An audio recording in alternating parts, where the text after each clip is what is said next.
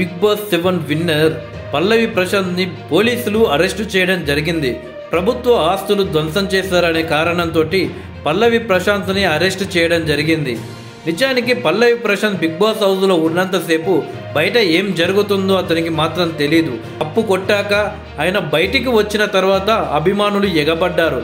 దీంతో నా కోసం వచ్చిన అభిమానులకు ఫోటోలు ఇవ్వాలి, వాళ్ళు నన్ను ఊరేగింపుగా తీసుకెళ్తారని చెప్పేసి ఆయన ర్యాలీలో వెళ్ళడం జరిగింది. పోలీసులు ఆయనను అడ్డుకొని తొందరగా మీరు ఇంటికి వెళ్ళిపోండి, ఇక్కడుంటే చాలా ప్రమాదం, జనాలు ఒకరిపై ఒకరి దాడి చేసుకుంటున్నారని చెబితే అతనికి ఏం అర్థం కాక రైతు బిడ్డకి ఇచ్చే విలువ ఇదేనా అని అక్కడే ఎక్కువసేపు ఉండే ప్రయత్నం చేశాడు. పోలీసులు అయినా కానీ నచ్చ చెప్పి అతన్ని పంపించడం జరిగింది. అప్పటికే అక్కడికి వచ్చిన బిగ్ బాస్ అభిమానులు ఆర్టీసీ బస్సుల అద్దాలు పగలగొట్టడం, అలాగే మిగిలిన కంటెస్టెంట్ల కారుల అద్దాలు ధ్వంసం చేయడం జరిగింది. పల్లవి ప్రశాంత్ యొక్క ఎదుగుదల నచ్చని కొన్ని యూట్యూబ్ ఛానళ్లు పల్లవి ప్రశాంత్ అభిమానులే కార్లపై దాడులు చేశారు, అలాగే బస్సులపై దాడి చేశారు అని ప్రచారం చేయడం మొదలుపెట్టారు. అయితే నిజానికి ప్రభుత్వ ఆస్తులు ఏది ధ్వంసం చేసినా సరే కానీ వాళ్ళ మీద బలమైన కేసులు పెట్టడంలో ఎలాంటి తప్పు లేదు. కానీ ఆ దాడులు చేసిన వాళ్ళని పట్టుకొని జైల్లో పెడితే బాగుంటుంది. కానీ బిగ్ బాస్ హౌస్లో ఉండి బయటి ప్రపంచంలో ఏం జరుగుతుందో తెలియకుండా బయటికి వచ్చిన పల్లవి ప్రశాంత్ని అరెస్ట్ చేయడం మాత్రం కరెక్ట్ కాదు అని సినీ అభిమానుల మాట. అయితే ఈ యొక్క పరిస్థితులకు అసలు కారణం బిగ్ బాస్ షో.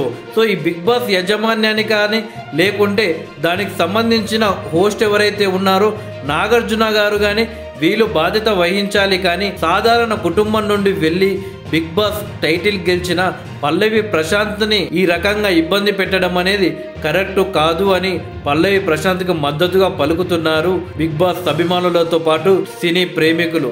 ఇకపోతే బిగ్ బాస్ విన్ అయిన తర్వాత పల్లవి ప్రశాంత్ని పోలీసులు అరెస్టు చేశారు. ప్రభుత్వ ఆస్తులు ధ్వంసం చేయడం ముమ్మాటికి తప్పే. అయితే పల్లవి ప్రశాంత్ని అరెస్టు చేసిన తర్వాత ఎవరు కూడా ఎక్కువ ఆయన గురించి స్పందించడం లేదు.